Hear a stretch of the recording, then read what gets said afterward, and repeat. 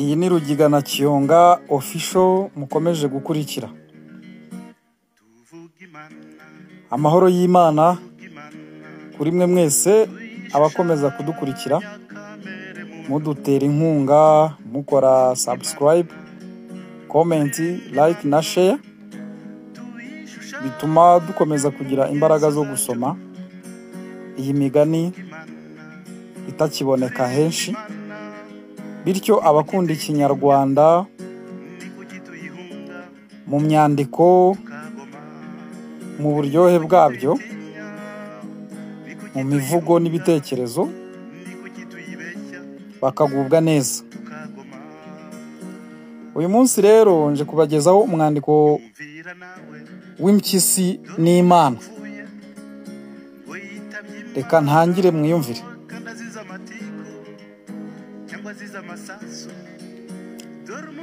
Impyisi yari hamwe n'izindi nyamaswa, maze irebye umurizo wayo isanga utameze nk'uw'izindi. Ako kanya ifata umugambi wo kuzajya kubaza Imana icyatumye iyiha umurizo mubi kandi udasa n'uw'izindi nyamaswa.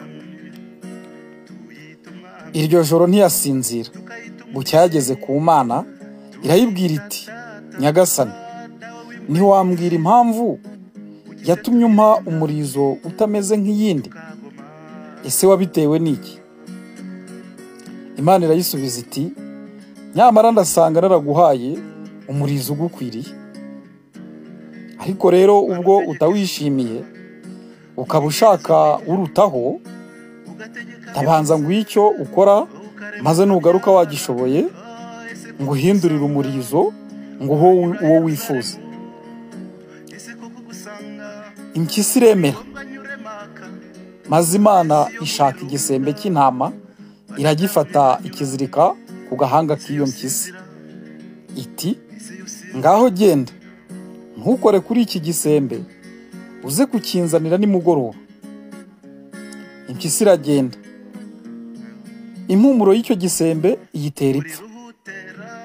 Irenze umusozi wa mbere, amerwa aba arayishe, ariko irihangana irakomeza. Igeze ku musozi wa kabiri, ibitangiye kukirigata dore ko izuba ryari ribaye ryinshi, ritangiye kuyaza ikinure cy'icyo gisembe. Nuko ugeze ku musozi wa gatatu, amerwa aba arayirembeje, ibitagishoboye kwihangana. Iti,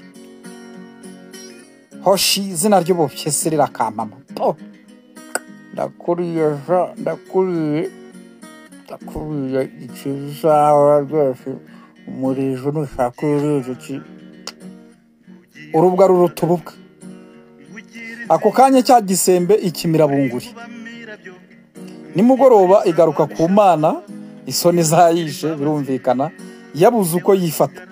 Imana yibonye iti, cya gisembe kiri he? Impyisi irasubiza iti, amerwe n'inzara byanyishe, byanyiyiciye, giye gupfa ndakirya. Imana iti, nuko rero ubwo wakiriye ntushobore kwihangana ngo ukigarure, wowe n'izindi mpyisi zose muzahorana iteka umurizo nk'uwo. Impyisi itaha ityo, ntiyongera kubaza Imana iby'umurizo wayo, igumana uwo yari isanga. Mu Kinyarwanda baca umugani ngo iraguha ntimugura. Kandi koko iraguha ntimugura koko. Undi se waburana n'Imana? Hari uvuka yabihisemo, cyangwa agahitamo uko azavuka asa cyangwa ko ateye.